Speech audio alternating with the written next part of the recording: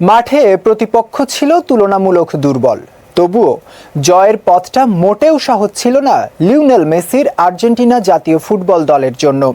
যেখানে প্রত্যাশা ছিল একতরফা দাপটের, কিন্তু শেষ পর্যন্ত লড়াই করেই জয় নিশ্চিত করতে হয়েছে বিশ্ব চ্যাম্পিয়নদের।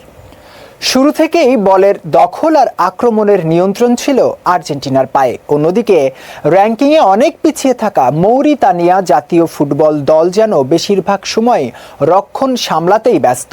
তবুও গোলের ব্যবধানে সেই আধিপত্য খুব একটা চোখে পড়ছিল না।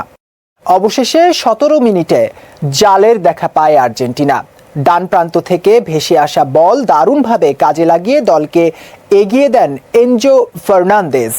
এরপর 32 মিনিটে দুর্দান্ত ফ্রি কিকে ব্যবধান দ্বিগুণ করেন তরুণ মিডফিল্ডার নিকো পাস। জাতীয় দলের জার্সিতে প্রথম গোলেই নিজের সম্ভাবনার জানান দেন তিনি।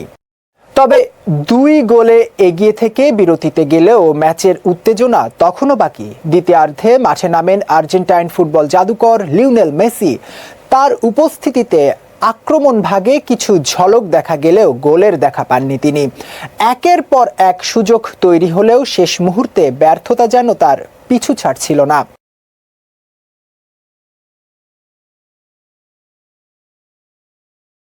এদিকে ম্যাচের যোগ করার সময়ে হঠাৎই নাটকীয়তা।